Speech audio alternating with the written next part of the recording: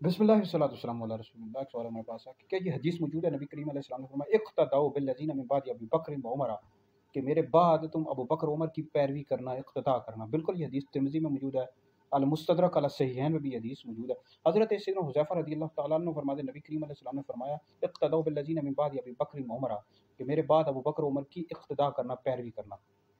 तो ये सैयदना सिद्दीक़ अकबर, सैयदना फ़ारूक़ आज़म रज़ियल्लाहु तआला अन्हुमा की फ़ज़ीलत भी है और इनकी खिलाफत की तरफ भी इशारा है।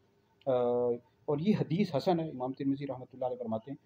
और पहले खलीफा राशिद हज़रत सैयदना अबू बकर सिद्दीक़ रज़ियल्लाहु तआला अन्हु थे, दूसरे खलीफा राशिद हज़रत सैयदना उमर बिन ख़त्ताब फ़ारूक़ आज़म रज़ियल्लाहु तआला अन्हु थे। तो इन दोनों की खिलाफत की तरफ भी इशारा है, तो ये फ़ज़ीलत भी है। तो अब जितने भी अहले सुन्नत के लोग हैं, जब ये हदीस अहले बैत के हवाले से बयान करते हैं, जिसमें नबी करीम अलैहिस्सलाम ने फरमाया कि मैं तुम में दो भारी चीज़ें छोड़े जा रहा हूँ, एक कुरान पाक, दूसरी मेरी अहले बैत। और फिर कई ऐसी हदीस है जिनमें नबी करीम अलैहिस्सलाम ने फरमाया कि मेरी अहले बैत से मोहब्बत करो। बिल्कुल इस तरह की हदीस मौजूद हैं। तो जब इस तरह की हदीस बयान की जाती हैं, और चाहे सिद्दीक़ अकबर हो, चाहे फ़ारूक़ आज़म हो, यानी खुलफ़ाए राशिदीन, उन पर भी अहले बैत की मोहब्बत लाज़िम है।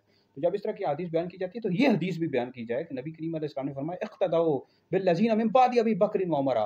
हुज़ूर अलैहि सलाम ने अपनी तमाम उम्मत को फरमाया कि मेरे बाद पैरवी करना अबू बकर उमर की, और इनकी खिलाफत की तरफ इशारा। तो इसमें अहले बैत भी दाखिल हैं कि उन पर भी लाजिम था कि वो भी सिद्दीक़ अकबर रज़ियल्लाहु तआला अन्हु, सैयदना फ़ारूक़ आज़म रज़ियल्लाहु तआला अन्हु की इक़्तिदा करते, पैरवी करते, उन पर भी लाजिम था। क्योंकि खलीफा राशिद पहले सिद्दीक़ अकबर थे, दूसरे फ़ारूक़ आज़म थे, तीसरे उस्मान गनी थे, चौथे मौला अली मुर्तज़ा थे, इमाम हसन मुज्तबा रज़ियल्लाहु तआला अन्हु, पांचवें खलीफा राशिद थे। तो उन पर भी लाजिम था कि वो खुलफ़ाए राशिदीन की इक़्तिदा करते, पैरवी करते।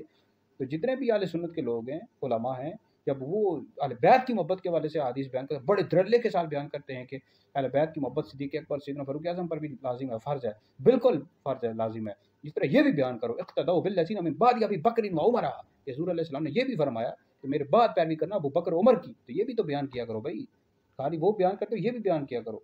अहले सुन्नत ही वो मुबारक जमात है जो हुज़ूर के सहाबा अहले बैत दोनों से इश्क करते हैं। अहले सुन्नत का है बेड़ा पार असहाब हुज़ूर नज में है और नाव इतरत रसूलुल्लाह की। अहले सुन्नत का ये अक़ीदा है कि अंबिया अलैहिस्सलाम के बाद सबसे अफ़ज़ल अबू बकर हैं, फिर उमर हैं, फिर उस्मान हैं, फिर अली हैं।